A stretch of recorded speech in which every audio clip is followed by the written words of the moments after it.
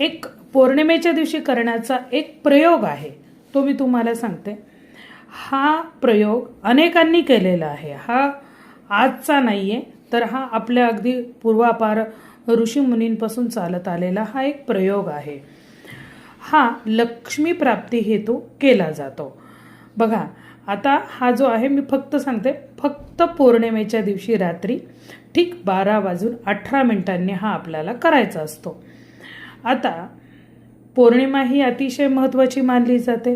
पौर्णिमा उपासनेसाठी, देवीसाठी अनेक देवींची यात्रा पौर्णिमेला असते। जशी आता चैत्री पौर्णिमा हे अत्यंत महत्त्वाचा दिवस आहे। अनेक ठिकाणी देवतांची यात्रा आहे, जसे की तुम्हाला माहिती आहे येडेश्वरीची यात्रा आहे, सप्तशृंगीची आहे, त्यानंतर ज्योतिबाची यात्रा आहे।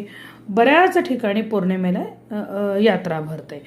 तर आता सांगायची गोष्ट अशी आहे, पौर्णिमा महत्त्वाची मानली जाते मी तुम्हाला म्हटलं, कारण की कोजागिरी पौर्णिमेला रात्री ठीक 12 वाजेपर्यंत सगळेजण जागरण करतात, चंद्राला नैवेद्य दाखवतात दुधाचा, आणि मग तो प्रसाद म्हणून सगळे घेतात, जागरण करतात, कारण की त्या दिवशी लक्ष्मी सगळीकडे फिरत असते, येऊन बघते की कोण जागा आहे, को जागरती, म्हणून तो कोजागिरी।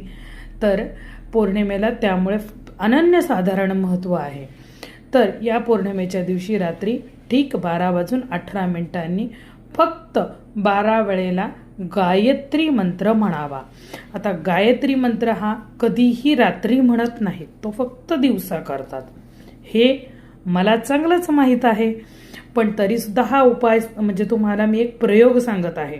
मग हा प्रयोग केल्याने लक्ष्मी प्राप्तीचे जे मार्ग आहेत, जे अडकलेले आहेत, काही एखाद्याचं म्हणजे लक्ष्मीचे अनेक दरवाजे असतात, सगळ्या दरवाजातून येते नाही, तर मग ते सगळे दरवाजे काही वेळेला बंद पडतात, मग कुठला ना कुठला तरी दरवाजा आपला मोकळा होतो, रस्ता मोकळा होतो, आणि लक्ष्मी प्राप्तीचे कुठे ना कुठे तुम्हाला मार्ग नक्कीच सापडतात। बघा, कष्टाला आणि ह्याला पर्याय तर नाहीच आहे, पण त्याला साथ जर त्या भगवंताशिवाय जर आपल्याला कोण साथ देणार आहे, तर त्या देवतेला जर आपण त्याप्रमाणे जर उपासना केली, मनापासून एखादा प्रयोग आपण जर केला, तर तो आपल्याला नक्कीच फलदायी ठरतो।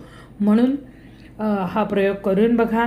हा व्हिडिओ तुम्ही कोणत्या भागातून बघत आहात जरूर कळवा, आणि तुम्ही हा प्रयोग करणार आहात का ते सुद्धा मला तुम्ही कमेंट बॉक्समध्ये कळवू शकता। अशाच ज्योतिषीय मार्गदर्शनासाठी तुम्हाला जर तुमची पत्रिका बघायची असेल, अन्य काही मार्गदर्शन हवं असेल, तर तुम्ही दिलेल्या नंबरवरती संपर्क करू शकता। जय जगदंबा।